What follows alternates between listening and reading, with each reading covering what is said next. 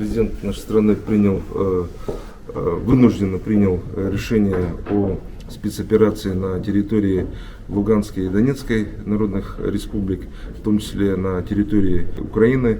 Надо подчеркнуть, что речь не идет об оккупации этой страны. Мы знаем и говорим о том, что Украина — это братская страна. Наши сограждане, их немало, 600 тысяч, вы знаете, значит, только на территории ДНР и ЛНР с российскими паспортами граждан России, можно сказать, ждут гражданства больше миллиона людей на этих территориях. И, конечно же, мы очень сожалеем о том, что вот на протяжении 8 лет не исполнялись Минские соглашения, где люди действительно очень страдали, жили в подвалах, находились под постоянным прицелом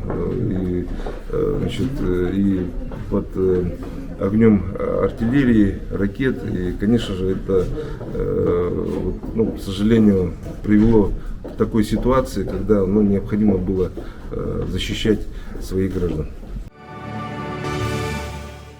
Понятно, что экономическое давление на нашу страну, оно будет. Более того, и сейчас мы уже видим, что происходят определенные изменения. Пока я думаю, что это больше паники, да, чем фактических каких-то моментов. Но мы прекрасно понимаем, что ситуация, наверное, все-таки, скорее всего, будет ухудшаться в экономическом плане. Но мы помним и 2014 год. То есть с 2014 года курс на импортное замещение, у нас реально экономика начала достаточно активно развиваться. В части продовольственной сферы мы очень сильно продвинулись с 2014 года. И, возможно, это становится определенным каким-то стимулом, да, вообще развития экономики. Но надо говорить о том, что есть еще те сферы, где нам предстоит достаточно серьезные работы, и где мы должны, скажем так, эти вот направления закрыть, чтобы быть самостоятельной экономикой, самостоятельной страной. Я имею в виду сейчас не то, что отделиться, да, а чтобы мы имели по тем или иным направлениям свои возможности. Если, например, если сейчас мы говорим, пресловутый SWIFT, да, который, многие говорят, но многие не понимают, да, но у нас такая же система параллельно уже существует.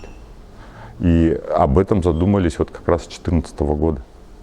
Мы сейчас очень достаточно серьезное давление на нашу авиацию. Но с 2014 года мы начали достаточно активно, по крайней мере, разрабатывать и запускать в производство нашу собственную авиатехнику. Я имею в виду сейчас пассажирскую. Да, времени чуть не хватило, но в любом случае эти работы начаты. И я думаю, что вот тот курс, который нам наши партнеры из Запада показали, куда нам двигаться, да, он принят, и по нему будем двигаться. И понятно, что здесь задача и окружной администрации, и депутатского корпуса очень четко и вовремя чувствовать те изменения, которые происходят, чтобы скорректировать в том числе и бюджет. Мы прекрасно понимаем, что в любом случае экономическое давление на Россию будет. Понятно, что мы будем испытывать определенные трудности и на территории города, республики, да? Но сейчас главная задача, чтобы, скажем так, противодействовать этому, надо быстро и четко реагировать на те ситуации, которые происходят. Как в политике, так и в экономике. Скорость принятия решения в обычной жизни даже, да, это залог успеха.